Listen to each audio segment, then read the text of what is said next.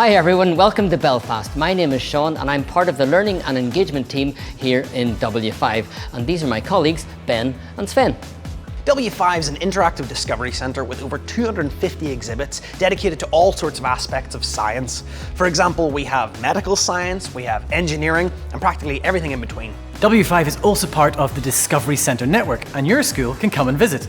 Today we're going to take a closer look at vaccinations, something we've all learnt a little bit more about in the last few years. But here's a fun fact. Did you know that the word vaccination comes from the word vacca, which is Latin for cow? But what do cows have to do with vaccines? Let's find out. So here we are in the W5 laboratory. We're here to tell you a science story. Vaccines are common enough today, but where did it all begin? Well, to find out, we have to go back in time. So here we are in the 18th century in Gloucestershire in the English countryside. It's 1796 to be precise. The American and French Revolution have just happened. A scientist called Joseph Priestley has just discovered a very important element called oxygen, and it was the age of discovery. However, there was a terrible pandemic at that time called smallpox. Smallpox was a horrible disease which killed many people in the towns and countryside. However, it was a well-known fact that if you did catch smallpox and survived, then you never caught it again. Now remember that fact because that will come up later. But now let me introduce to you a cow called Blossom. This is Blossom. Now poor old Blossom was sick. She had a terrible disease called cowpox. Well, many cows caught cowpox at that time, a bit like chickenpox for cows. But let me introduce you to Blossom's owner, Sarah. Sarah Nelms was a milkmaid and she had a terrible boil on the back of her hand. She was worried that she might have smallpox, so she went to visit her local doctor. Her local doctor was Edward Jenner. That's me. Okay. Now, Dr. Jenner had a close look at Sarah's boil. Now, he knew that milkmaids sometimes caught cowpox from their cows, and he asked Sarah, "Is your cow sick by any chance?" Yes. Aha. So he told Sarah not to worry, it's not smallpox, it's just cowpox, which is not anywhere near as dangerous.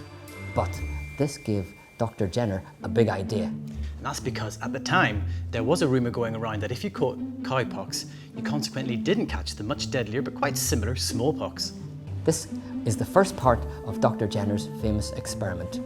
He took an old knife and he picked the scab from the top of Sarah's cowpox boil, like that. Then he very carefully squeezed the boil and collected the pus and put it into a small jar.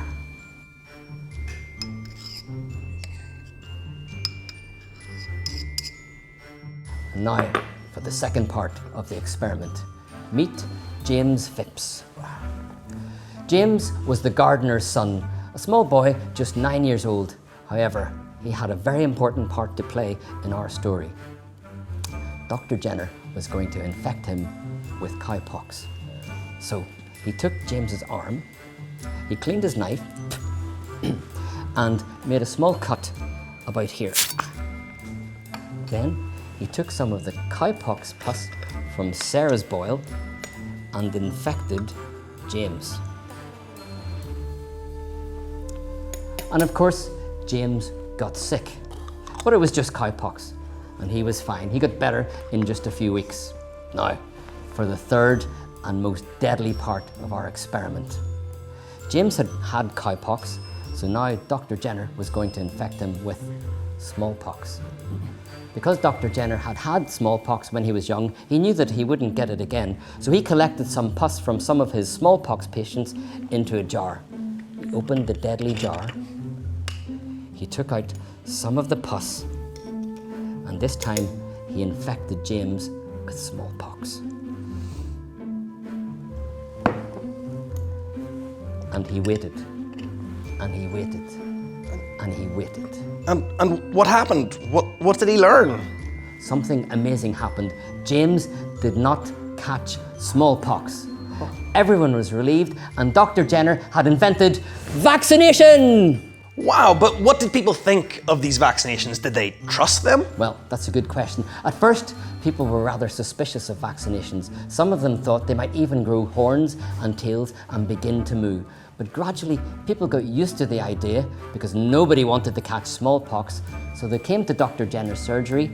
He infected them with cowpox and essentially vaccinated them against smallpox.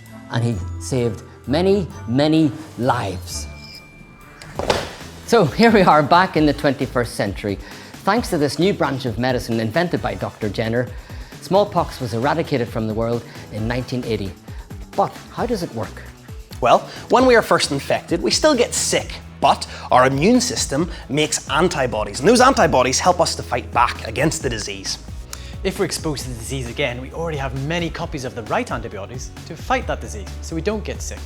Antibodies are a bit like keys. Just as keys are specific to a lock, so antibodies are specific to a disease. Now, here we have two locked cash boxes. These boxes represent the disease, and these keys represent the antibodies. Now, we're going to have a race, but Ben has been vaccinated against the disease, and Sven hasn't. Let's see who wins the race. Are you ready, you two? I'm ready. Go.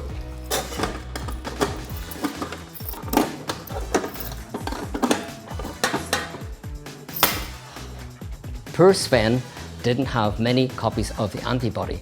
However, Ben had many copies of the right antibody and was able to fight the disease. These days, there are lots of different vaccinations for lots of different diseases, and some people are still a bit unsure about them. But the main thing is that the vaccinations themselves are way safer than the actual diseases that they protect us against.